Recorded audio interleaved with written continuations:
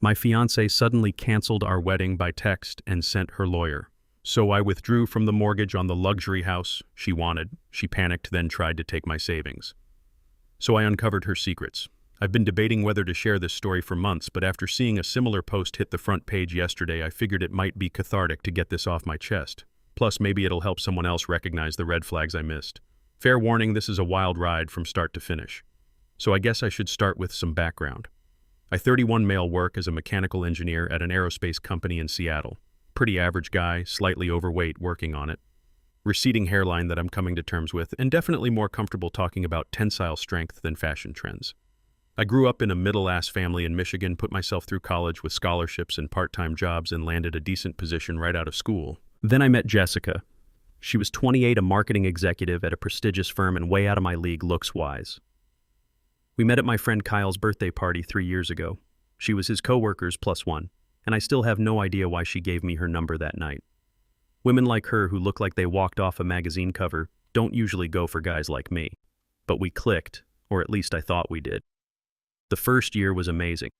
She was fun, adventurous, and seemed genuinely interested in my work, even though aerospace engineering isn't exactly thrilling dinner conversation. She'd ask questions about my projects, send me supportive texts during big presentations, and even wore this dorky NASA t-shirt I bought her to bed sometimes. Looking back, there were red flags from the beginning. But love is blind, right? She'd make these little comments about my potential, how I could definitely be a senior engineer if I just worked more, or how I should dress better for client meetings to get noticed by management. At the time, I thought she was being supportive. Now I realize she was trying to mold me into something I wasn't.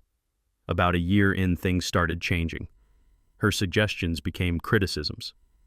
My apartment was suddenly too small for an established professional. My perfectly functional Honda was embarrassing next to her BMW. My friends were holding me back because they weren't ambitious enough. My brother Alex, who works construction and has been my best friend since childhood, was gradually excluded from our social events because he was too blue-collar for her circle. But I was in love, so I started changing. I bought nicer clothes, I went to her pretentious work parties and laughed at unfunny jokes from her boss. I saw my brother less. I even turned down a promotion opportunity in Chicago because she insisted we needed to stay in Seattle near her family and social connections. When I proposed after 2 years, she cried and said yes, then immediately started planning a wedding that would cost more than my annual salary. It's an investment in our social capital, she'd say whenever I brought up the budget. These connections will pay off for both of us. So I opened a special savings account and started putting away chunks of my bonuses and overtime pay. Eventually, I had $22,500 set aside just for wedding deposits.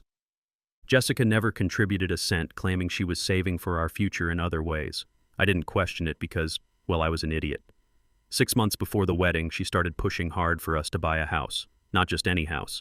A $785,000 townhouse in the most expensive part of Bellevue where all her executive friends lived. "Mike, we have to have a place in this neighborhood if we want to be taken seriously," she insisted, completely ignoring that the mortgage payments would stretch my finances to the breaking point. But again, I agreed. Love makes you stupid.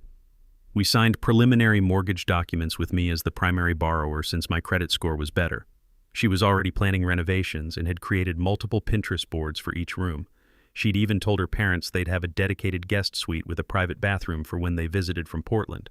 Everything was set. The wedding was 4 months away. The house closing was scheduled for a month after that. I was stressed about money but figured we'd make it work somehow. I remember sitting down one night with a spreadsheet trying to figure out how I could possibly afford the mortgage payments, the wedding expenses, and still have enough left over for basic necessities. The math just wasn't working. Our combined income should have been enough. But Jessica was adamant about keeping our finances separate until after the wedding. It's just cleaner that way, she'd say.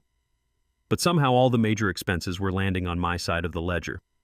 That night, I tried to have a serious conversation about finances. I showed her my spreadsheet, explained my concerns, and suggested we might need to look at a more affordable neighborhood. She looked at me like I'd suggested we live in a cardboard box. "Mike, do you want us to be successful or not? This neighborhood isn't just about a house. It's about connections, opportunity, being surrounded by people who will elevate our careers." "But we can't afford it," I insisted. "Not unless you're planning to contribute significantly to the mortgage," she sighed dramatically.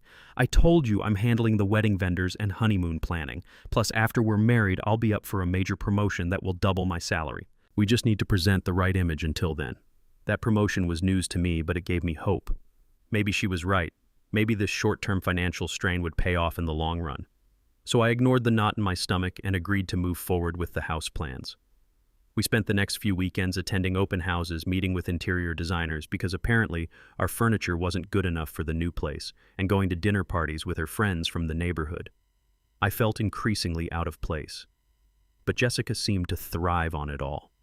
She'd introduced me as my fiancé, the aerospace engineer, like I was some kind of status symbol rather than a person. Then came the text that changed everything. I remember the exact moment my whole life got flipped upside down. I was standing in line at QFC with a basket full of random crap. Pizza rolls, fancy scented trash bags, and some energy drinks to help me through a big project deadline. My phone buzzed, and I saw Jessica's name pop up. Didn't think nothing of it at first, figured it was about dinner plans or more wedding venue drama that had been consuming our conversations lately. Instead, I got 8 words that felt like a punch to the gut. Wedding's off. Expect a call from my lawyer. That was it. No explanation, no emotion. Not even proper punctuation except that cold period at the end. Like I was just some business deal she decided wasn't worth her time. I just stood there frozen like an idiot. The cashier had to tell me twice it was my turn. I remember mechanically paying for my stuff, driving home in complete silence, then sitting in my apartment parking lot for like 15 minutes before I could even make myself go inside. The weirdest part, I wasn't crying or yelling. I was just quiet. The only thing I texted back was "as you wish," a Princess Bride reference she probably didn't even get. I knew what that text really meant, though. It wasn't just canceling our wedding, it was her saying, "Don't contact me, my lawyer will handle everything." I was being discarded like yesterday's garbage, and she thought she held all the cards. But she forgot something pretty damn important. As I sat there on my couch staring at her text message, something clicked in my brain. The mortgage, the wedding fund, the joint accounts we just started setting up. Everything was still in progress. Nothing finalized. So I made a decision. Before I even took my coat off, I opened my laptop, logged into Chase Bank's mortgage portal, and withdrew my application. Took exactly 3 clicks, and just like that, her dreams of the perfect Bellevue townhouse collapsed. People probably think that was petty. Maybe it was. But after 3 years of slowly erasing myself to become what she wanted, after all the sacrifices I'd made, this wasn't just about being petty. This was about keeping some of my dignity intact. Still, I wasn't prepared for what happened next. The next few hours were surreal. I kept expecting my phone to explode with calls and texts from Jessica demanding an explanation. But there was nothing. The silence was somehow worse than any angry confrontation would have been. It confirmed what I was starting to suspect. I had served my purpose. And now I was disposable. I barely slept that night. My mind kept racing, replaying every moment of our relationship, searching for clues I might have missed. Was it something I said, something I did? Had she been planning this all along? The questions kept piling up with no answers in sight.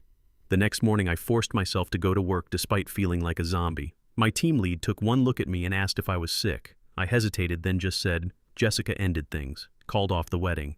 The sympathy in his eyes almost broke me. "Take the week off," he said quietly.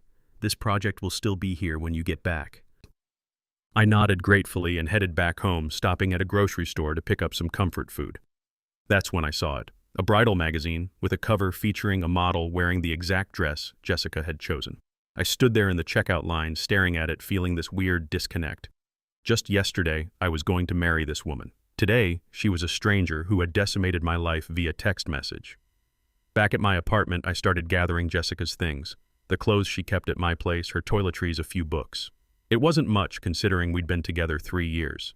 It struck me then how little of herself she had actually invested in our relationship. Even her presence in my home was minimal, always insisting we spend time at her place because it was nicer. Another red flag I'd missed. I boxed everything up, neatly labeled it Jessica's things, and set it by the door. Then I did something I'd been putting off for months. I called my brother Alex. Our conversation was brief, but healing. He didn't say, "I told you so," even though he'd never fully trusted Jessica. He just said, "I'm coming over and I'm bringing pizza." That night, catching up with my brother, I felt a strange mix of devastation and relief. The devastation was obvious. My future had just imploded. But the relief that took longer to understand. It was like I'd been holding my breath for 3 years, contorting myself to fit Jessica's vision. And now I could finally exhale. Less than 48 hours after getting that text. I'm sitting on my couch eating those same pizza rolls I bought at the store when my phone rings. Unknown number. I let it go to voicemail because I'm not dealing with that stress right now. A minute later, this message appears. Hello, this is Rebecca Goldstein, attorney for Ms. Jessica Chambers. We urgently request a call back regarding your mortgage withdrawal, as this action may constitute breach of contract or financial interference. Please contact us immediately. I almost laughed at the urgently request part. Suddenly her lawyer wasn't so cold and clinical anymore. Funny how that works when you hit people in the wallet. I didn't call back. Instead, I just waited. And sure enough, more calls followed. Emails too, all with increasing desperation. They weren't expecting me to fight back. Jessica, in her typical fashion, must have assumed I'd be completely destroyed, maybe even begging her to reconsider. But I wasn't. I was just done. The next day, I got a call from our mutual friend Kyle. He sounded super awkward. Hey man, did you really pull out of the house deal? Yep. I said, okay, because Jessica's freaking out. Apparently she already ordered like $18,000 of custom furniture and told all her friends at work they should start looking for places in the same neighborhood.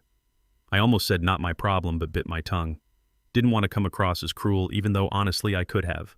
Kyle hesitated before adding, she said you're being vindictive, that you're doing this to punish her.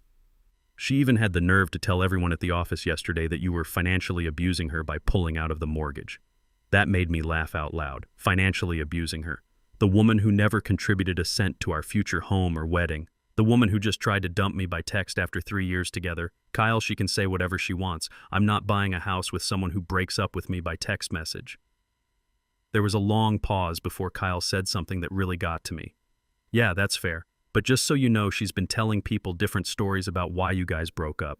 To some people, she's saying it was mutual. To others, she's hinting that there were problems she couldn't talk about. It's weird, man. After we hung up, I sat there thinking about those problems she was hinting at. What was she trying to imply? That I was abusive, unfaithful? The fact that she was spinning different stories to different people showed me she was in damage control mode. But why damage control if this was her decision? Something wasn't adding up. The days that followed were a strange mix of emotional numbness and moments of startling clarity. I found myself remembering conversations with Jessica that had seemed innocuous at the time but now took on a sinister glow. Like the time she casually mentioned that her ex had been financially generous with her and how she'd expected more from him, or how she'd react with barely concealed disappointment whenever I'd mentioned saving for retirement instead of spending on luxury items. I started going through old photos on my phone, pictures of us together at various events. It was like looking at strangers. In almost every shot, Jessica was perfectly posed, aware of the camera, while I looked slightly uncomfortable, like I was trying too hard to fit into her world. When had I become so disconnected from myself? The financial reality hit hard too. I checked my bank accounts, adding up how much I'd spent on our relationship over the past 3 years. The total was staggering. Nearly $65,000 on trips she'd insisted we take, restaurants where the bill always mysteriously landed in front of me, gifts for her work milestones, and of course the wedding fund. Meanwhile, her contributions had been minimal, occasionally cooking dinner or buying me birthday presents that were nice but nowhere near equivalent to what I'd spent. It wasn't just about the money though. It was about the imbalance, the take and take and take with very little give. I'd been so blinded by what I thought was love that I hadn't noticed how one-sided our relationship had become. A week after the breakup text, I finally forced myself to cancel the wedding vendors. Each call was painful in its own way, explaining that the wedding was off without going into details. Most were understanding, though I lost some deposits. One vendor, a small family-owned bakery that was going to make our cake, particularly stung. The owner, an older woman who had seemed genuinely excited about our design, sounded so disappointed. "You two seemed so in love when you came in for the tasting," she said softly. "I thought we were," was all I could reply. After canceling the last vendor, I poured myself a cup of coffee and sat on my balcony watching the Seattle rain. For the first time since the text, I felt tears welling up.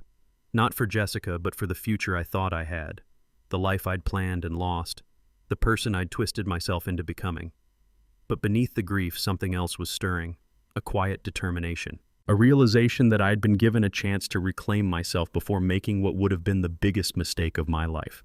As painful as this was, maybe it was also a gift. That's when my phone lit up with another notification. An email from the mortgage broker confirming the withdrawal of my application. The subject line read, "Application terminated. Future options available." It felt oddly prophetic. What Jessica didn't know, what nobody knew, was that I had started noticing weird things in the weeks before her text. There were signs looking back. Late-night work emails that she'd hide her screen for.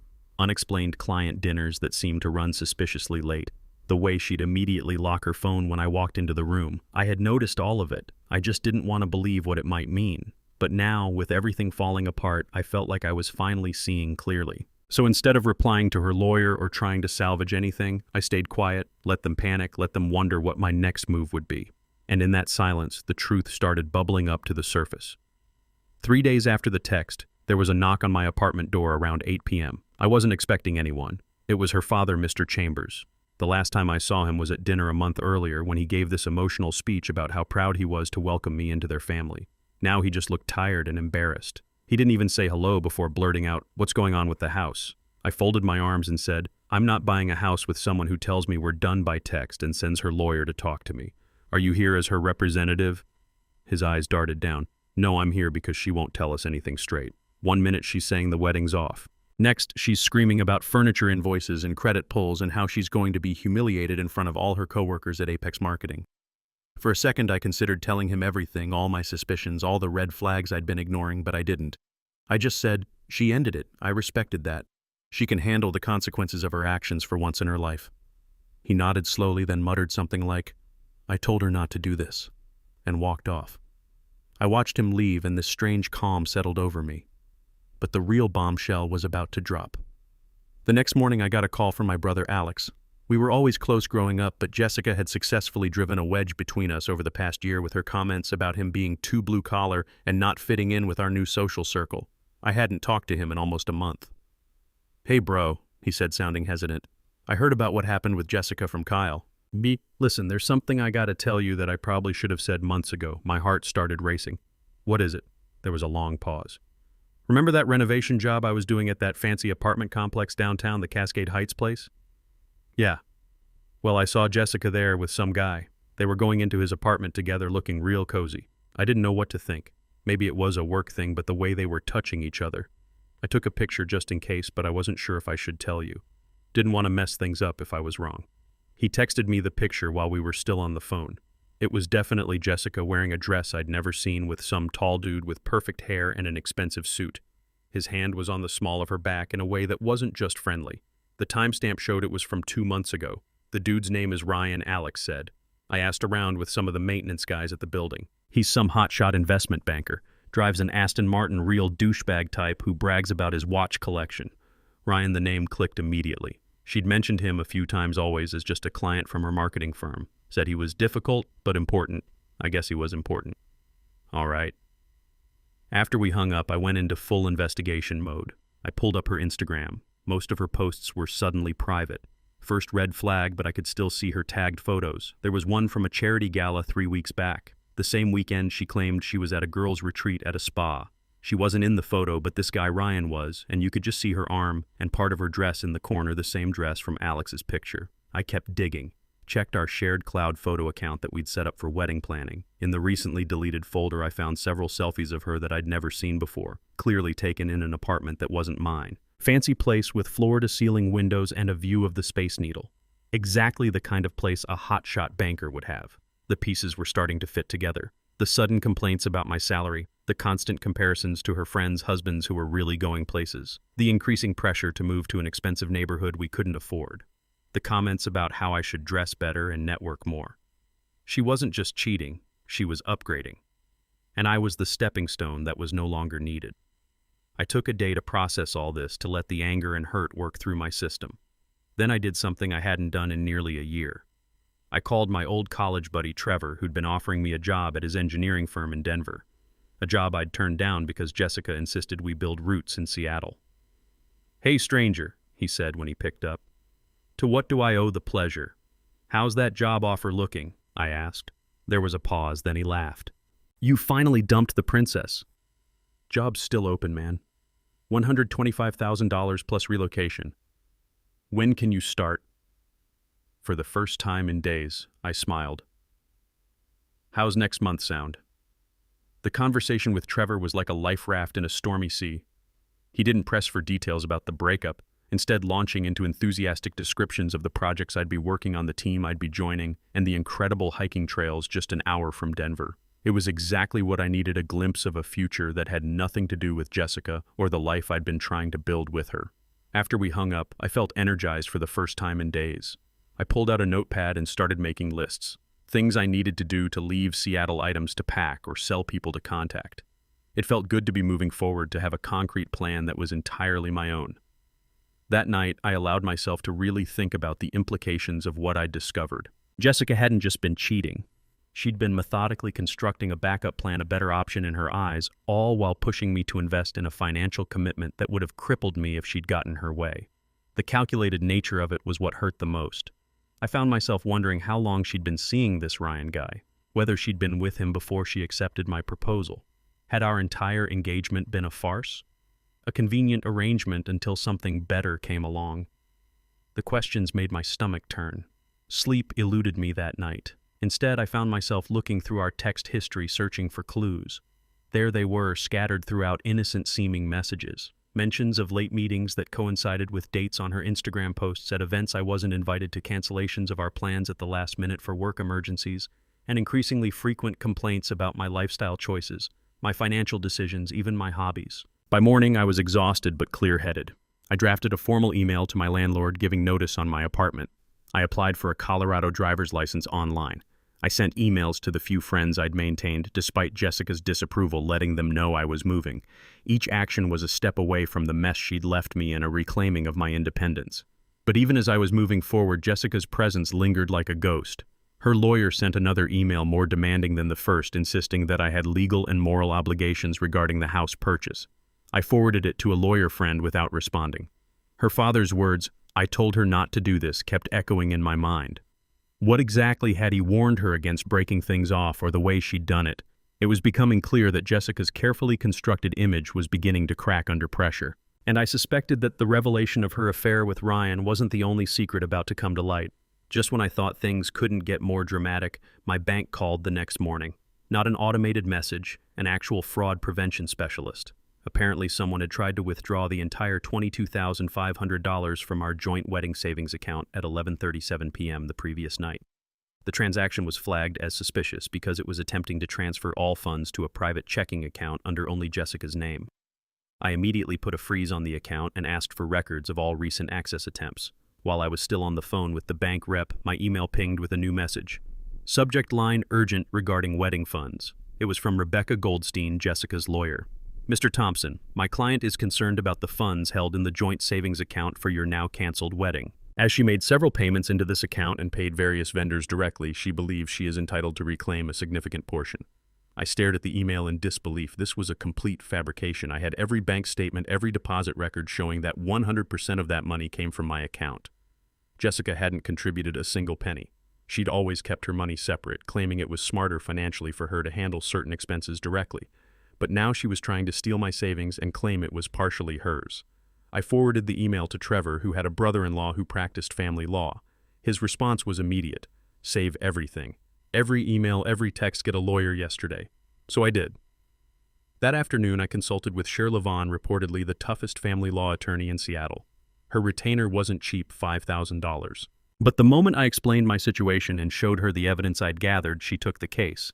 "Mr. Thompson," she said with a smile that reminded me of a shark, "you've been remarkably restrained given the circumstances, but it's time to protect yourself. M. Chambers is clearly attempting to commit fraud."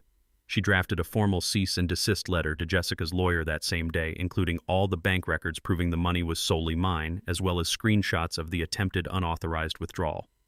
She also advised me to completely cut contact with Jessica and let everything go through proper legal channels. That night, my phone exploded with notifications. Jessica had tried calling me 8 times in a row. When I didn't answer, she started texting, "I can't believe you got a lawyer. We need to talk about this like adults. You're being irrational. Did you freeze the account? I need that money for the cancellation fees." I didn't respond to any of it, so instead I sent everything to Cher and blocked Jessica's number. The next morning, Kyle called again. He sounded stressed. "Dude, Jessica came into the office today absolutely livid. She was telling anyone who would listen that you're trying to bankrupt her, that you're withholding her money for the wedding vendors who are threatening to sue her." "That's interesting," I replied calmly, "considering I have records showing I paid for everything and she contributed nothing." "Yeah, well, there's more," Kyle said, his voice dropping. "She's also telling people you were controlling, and that's why she had to end things suddenly, that you monitored her spending and isolated her from friends. My blood ran cold. She was trying to paint me as the abuser when she was the one who had controlled every aspect of our relationship, criticized my friends, and driven away my family. Kyle, you've known me for years. Do you believe that? Of course not, he said quickly. But people at work don't know you like I do. And Jessica can be convincing when she wants to be. After we hung up, I forwarded this new information to Sherry. Her response was immediate. This changes our approach. We need witness statements from friends and family about her behavior, and we need to address these false accusations before they spread further. The next 48 hours were a blur of legal preparations. Cher had me gather testimonials from friends about Jessica's controlling behavior. My brother provided a sworn statement about seeing her with Ryan. I compiled a complete timeline of our relationship, including every red flag I could remember in hindsight. The criticisms, the isolation tactics, the financial manipulations. While this was happening, Jessica's lawyer sent another email, this time with a completely different tone. My client is distressed by the escalation of what she viewed as a private matter. She is willing to forego any claim to the joint account if you will agree to assist with the house situation. Translation. Jessica realized she was caught in a lie about the money and was now trying to use it as leverage for the house. Sherry's response was beautiful in its simplicity. My client has documentation of Ms. Chambers' attempt to defraud him, her unauthorized attempt to access funds that were demonstrably his alone, and her subsequent defamation of his character to mutual acquaintances. We are prepared to pursue this matter to its full legal extent if necessary. There will be no negotiation regarding the house which was never purchased, nor any funds which belong solely to my client. That's when things really exploded. I spent that evening packing up more of my belongings, sorting through years of accumulated stuff and deciding what was worth taking to Denver. The process was oddly therapeutic, evaluating each item, asking myself if it truly brought value to my life, or if it was just something I'd acquired to please Jessica. The expensive watch she'd insisted I needed for client meetings, selling it. The pretentious art books I'd never actually read. Donation pile. My beloved collection of sci-fi novels that Jessica had banished to a closet because they were childish. Definitely coming with me to Denver. As I worked, my phone continued to vibrate with messages from unknown numbers. Friends of Jessica's, I assumed, trying to guilt me into responding. I ignored them all. Sherry had been clear. No contact except through legal channels. Around midnight, exhausted but satisfied with the progress I'd made, I checked my email one last time before bed. There was a message from an address I didn't recognize with the subject line, "You should know the truth about Jessica." My finger hovered over the delete button. It could easily be another manipulation tactic, but curiosity won out. The email was from a woman named Megan who claimed to be a former coworker of Jessica's at her previous company. According to Megan, Jessica had a history of latching onto successful men, using them to advance her career or social standing, then discarding them when someone better came along. She did the same thing to her last boyfriend, a doctor who bought her a car and paid for her apartment renovations. Megan wrote, "When he proposed, she suddenly found reasons to break it off. 2 weeks later, she was dating her boss." I stared at the screen, unsure what to make of this information. Was it real or just someone with a grudge? I forwarded it to Cher without comment, and finally went to bed, my mind racing with possibilities. The next morning brought a surprising development, a voicemail from Rebecca Goldstein, Jessica's lawyer, asking to speak with Cher regarding a potential resolution. The tone was markedly different from her previous communications. Less demanding, more conciliatory. Something had shifted. I called Cher immediately to relay the message. "Interesting timing," she remarked. "I was just about to call you. I did some digging on Miss Chambers last night, and it seems your situation isn't unique. There's a pattern here that could be very relevant if this goes to court." The email from Megan, I asked. "Partly that, but there's more. Let's just say your ex-fiancée has left quite a trail of financial entanglements behind her. I've got a call scheduled with Ms. Goldstein this afternoon. In the meantime, how's the packing coming along?" I smiled at her subtle reminder to keep moving forward with my plans, regardless of the legal drama. Making progress. Denver starting to feel real. "Good," Sherry said firmly. "The best revenge is living well, Mr. Thompson. Remember that." As I hung up, my doorbell rang. Another unexpected visitor. This roller coaster showed no signs of slowing down. Later that night, around 10 p.m., I received a Facebook message from an account I didn't recognize. No profile picture, just a name. Ryan Mitchell. "We should talk." I don't want to be part of whatever game she's playing. My hands were shaking as I replied, "Talk about what?" His response came quickly. "About Jessica. About the lies she's been telling both of us." We agreed to meet at a coffee shop downtown the next morning. I arrived early, partly out of curiosity, partly to scope out the place first in case this was some kind of trap, but right on time. In walked the guy from the photo, tall, perfectly styled hair, expensive watch glinting on his wrist. Classic finance, bro. He spotted me and walked over, extending his hand. Mike, I'm Ryan. We got our coffees and found a quiet corner. For a minute, we just sized each other up awkwardly. Then he spoke. I need to know something first. When exactly did you and Jessica break up 4 days ago? She texted me saying the wedding was off. He looked genuinely surprised. She told me you two broke up months ago, that you were just finalizing the house purchase out of guilt because her family had already invested in it. I felt that familiar knot forming in my stomach. That's a lie. We were engaged until the day she sent that text. The wedding was scheduled for June. Ryan ran his hand through his hair, looking genuinely distressed. Jesus, we've been seeing each other for almost 3 months. She told me her ex was clingy and wouldn't accept the breakup. That's why she couldn't post about us on social media yet. 3 months, I echoed, doing the math in my head. That covered our entire house hunting period, the final venue selections, even the cake tasting we'd done together. There's more, Ryan said, looking uncomfortable. She told me you had issues, that you were controlling, even physically intimidating sometimes. That's why she had to end things quietly.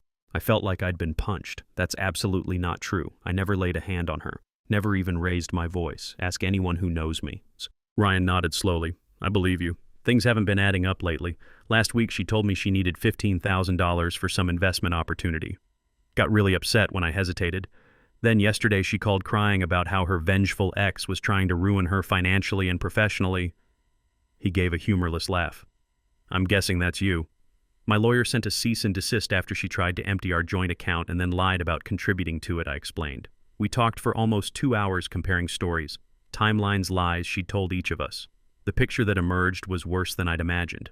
Jessica hadn't just been cheating. She'd been living a completely double life, playing us both for financial gain. She'd told Ryan I was abusive to explain why she was sometimes unavailable. When she was with me, she'd told me she was at work events when she was with him. She'd been pushing me to buy a house I couldn't afford while simultaneously pressuring him to invest in her business ideas. As we were about to leave, Ryan hesitated. There's one more thing you should know. Last month she started talking about being pregnant. My blood ran cold. Pregnant? Yeah. But when I started asking questions about doctor's appointments and timelines, she backtracked, said it was too early to tell for sure. I thought it was strange. I thanked him for meeting me, for being honest. As we stood to leave, he looked me in the eye and said something I'll never forget. We both dodged a bullet, man. But you were the brave one who actually called her bluff. Armed with this new information, I met with Cher again. She advised documenting everything from my conversation with Ryan, especially the false abuse allegations, which were particularly serious. We have enough to file a defamation suit, she said, but first let's see how they respond to our initial position. I didn't have to wait long. That evening I received another call from Kyle. He sounded freaked out. Dude, the craziest thing just happened at work. Jessica got a call while we were in a meeting and she ran out looking like she'd seen a ghost. 20 minutes later, she came back, packed up her desk and left. Her boss is saying she's taking personal leave, effective immediately. What did you do? I told him about meeting Ryan, about comparing notes on her lies. Kyle was stunned into silence. Holy. So the guy actually contacted you? That's... wow. There's more. I said and explained about the pregnancy claims, the abuse allegations, all of it. Damn, Kyle whispered. I knew she could be manipulative, but this is next level. The next morning, my phone rang with an unknown number. Against my better judgment, I answered. Mike, it's Rebecca Goldstein, Jessica's attorney. I need to speak with you directly. I immediately replied that all communication should go through my lawyer, but she cut me off. I'm no longer representing Miss Chambers. I resigned from her case this morning after discovering my client provided materially false information. I cannot and will not be party to fraud or defamation. I was speechless. Her own lawyer had dropped her. Later that day, I received an email from Jessica's work address. The subject line simply read, "Please." Against Cher's advice, I opened it. Mike, I know I've made terrible mistakes. I'm seeing a therapist now and taking medication for my issues. I never meant for things to go this far. Ryan told me you two met. I know how it looks, but it wasn't like that. I was confused and scared about our future. Please don't file any lawsuits. My parents are devastated. My job is on the line. I'll do anything to make this right. I didn't respond. Instead, I forwarded it to Sherry with the note. I think she's finally realizing actions have consequences. The final communication came a week later, not from Jessica, but from her father. He asked if we could meet at a small park near my apartment. Against my better judgment, I agreed. Mr. Chambers looked like he'd aged a decade in 2 weeks. The confident businessman was gone, replaced by a worried father with dark circles under his eyes. Mike, he began, his voice rough, I owe you an apology, a big one. Jessica, she's not well. She's been diagnosed with some serious issues. That's not an excuse for what she did to you, but I want you to know that the person you thought you knew, in many ways, she wasn't real. He explained that Jessica had been struggling with mental health issues since college, but had always refused treatment. The perfect image she projected was a facade that required increasing effort to maintain. We've convinced her to enter a residential treatment program, he said. It's the only way forward, but before she left, she asked me to give you this. He handed me a sealed envelope. Inside was a cashier's check for $22,500, the exact amount of the wedding fund, along with a handwritten note that simply said, I'm sorry for the pain I caused. You deserved better. We parted with an awkward handshake that turned into a brief hug. As he walked away, he turned back once. By the way, congratulations on the job in Denver.